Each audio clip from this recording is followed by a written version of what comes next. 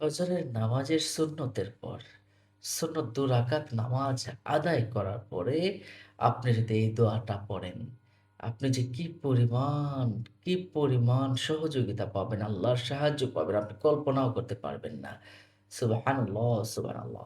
ফজরের সুন্নতের পরে এটা একটা জালালি ওয়াজিফা। আমলটি আপনি করে দেখেন। আল্লাহ পাকের রহমত থেকে কেউ নিরাশ হতে পারবে না। এটা একটা রোগ। কারণ আল্লাহ পাক নিজেই বলেছেন, "লা তাকনাতু মির রাহমাতিল্লাহ।" আল্লাহর রহমত থেকে তোমরা নিরাশ হইও না। আল্লাহ পাক রব্বুল আলামিন যে কি রহমত দান করেন, এটা আপনি কল্পনাও করতে পারবেন না। আপনি হসপিটালে একদম নিরাশ হয়ে গেছেন। না, আপনি নিরাশ হবেন না। আল্লাহর উপরে সুপর্দ করেন। কারণ আল্লাহ পাক কত ক্যান্সারের রোগীকেও ভালো করে দিয়েছেন।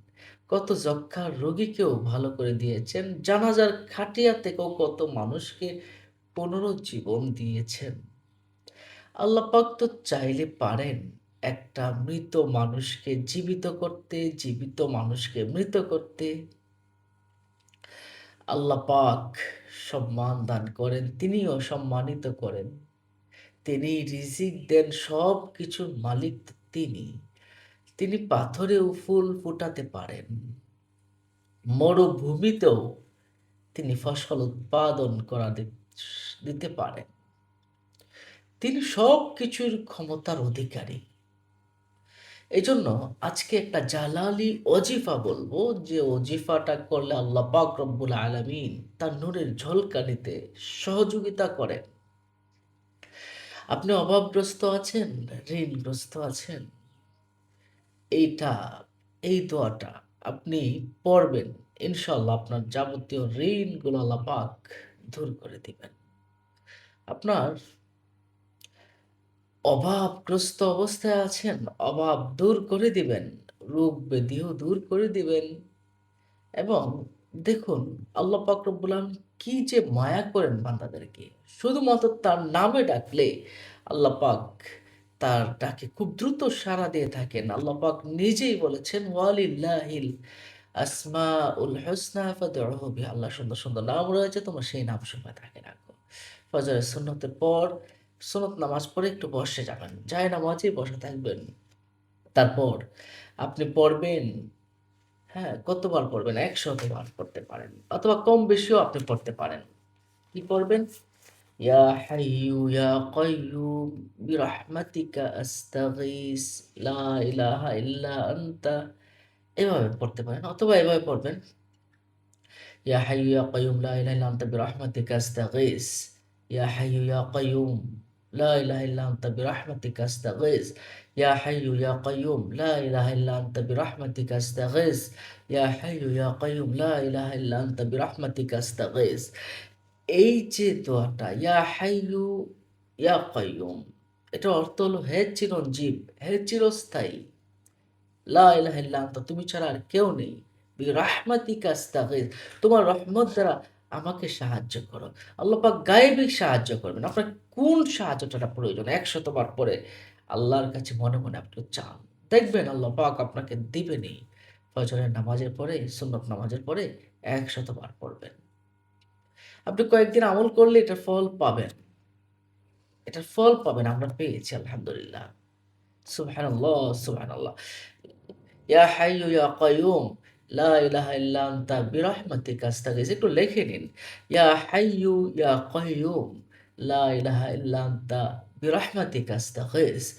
ইয়া হাইয়ু ইয়া কাইয়ুম লা ইলাহা ইল্লা আনতা বিরহমাতিকা আস্তাগীথ। যারা আমলটা করেছে তারাই ফল লাভ করেছে। আপনি ইয়া হাইয়ু ইয়া কাইয়ুম এই দুটার আলাদা কিছু ফজিলত আছে। প্রত্যেক ফরজ নামাজের পরে যদি আপনি ৪১ বার ইয়া হাইয়ু, ইয়া হাইয়ু, ইয়া হাইয়ু এভাবে পড়েন, তার আপনি সকল প্রকার রোগ থেকে আপনি বেঁচে থাকতে পারবেন। নিরাপদ থাকবেন। যাতে রোগ ব্যাধি হওয়ার সম্ভাবনা থাকে, তারা এই আমলটা করতে পারেন। ৪১ বার প্রত্যেক ফরজ নামাজের পরে ৪১ বার পাঠ করবেন। সুবহানাল্লাহ, সুবহানাল্লাহ। ফেরেশতারা কিন্তু ইয়া হাইয়ু এই নামটা বেশি করে পড়ে। যার কারণে তাদের খাবারের প্রয়োজন হয় না। ইয়া হাইয়ু নামের উছিলায় আল্লাহ পাক রব্বুল আলামিন তাকে খাবারের রিজিকের ব্যবস্থা করে দেন। ১০০ বার যদি কেউ ইয়া হাইয়ু পাঠ করে রোগীর উপরে ফু দেন, রোগী সুস্থ হয়ে যাবে ইনশাআল্লাহ।